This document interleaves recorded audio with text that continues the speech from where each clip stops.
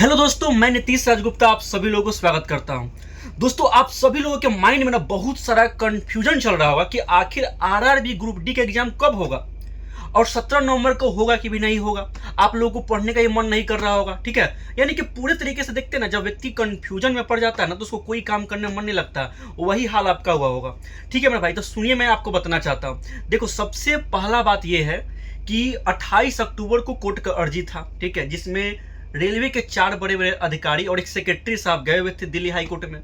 तो Delhi high court के जो जज थे ना, पूरे तरीके से फटकार लगाया, ठीक है।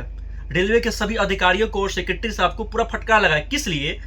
उसने बोला कि जब आप जानते हैं कि रेलवे के एग्जाम पर स्टे लगा हुआ है, फिर भी आपने आरआरबी ग्रुप डी का एप्लीकेशन स्टेटस क्यों अपलोड किया, क्यों क्यों मतलब कि इसको हाईलाइट किया, ठीक है। इस प्रकार से मुद्दा चला।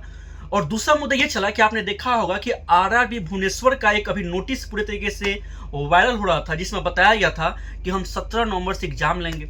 यानी कि इन दोनों चीज को लेकर के दिल्ली हाई कोर्ट ने पूरे तरीके से रेलवे को पूरा सुनाया, ठीक है, और पूरे तरीके से बताया, पूरा सुनाया बढ़िया से। अब रेलवे ने पूरा हाथ खड़ा कर दिया, ठीक है। इसने बोला कि अब जब तक ले दिल्ली हाई कोर्ट पूरा फैसला नहीं लेती है कि आखिर 10th और आईटीआई का मुद्दा क्या है, क्या आगे का प्रक्रिया होगा, पूरे तरीके से फाइनल अपडेट नहीं करती है दिल्ली हाई कोर्ट, तब तक एग्जाम तो नहीं लेगा। और इसका अपडेट जो है ना, फिर 30 अक्टूबर को, यानी कि 2 दिन बाद या 29 हो जाएगा, 30 अक्टूबर को पुनः अब कैट जो है ना, कैट इसका फैसला सुनाएगा। आखिर फाइनल तौर पर जो कैट फैसला सुनाएगा उसी के अनुसार क्या होगा, आपका एग्जाम होगा। अब देखना है कि कैट क्या फैसला सुनाता है, आपके पक्ष 10th के पक्ष में जाता है कि आईटीआई वाले के पक्ष में जाता है, कि जिस प्रकार से भी चल रहा है उसी के अनुसार एग्जाम लेता है। फिर भी कुछ भी करे, लेकिन घाटा तो भाई स्टूडेंट का ही है, ठीक है, पूरे तरीके से घाटा। तब देखते हैं 30 अक्टूबर को क्या होता है। लेकिन मेरे भाई, मैं आपको एक बात बताना चाहता हूँ, आप लोग अपना पढ़ाई एकदम बिंदास जारी रखिए, ठीक है। कहते हैं ना, जिंदगी में कभी कभी रुकावटें आती है, लेकिन हर एक रुकावट अंत नहीं होता, वो एक नया शुरुआत होता है। इसलिए आप सभी लोग पूरा मन लगा के पढ़ाई करते रहे।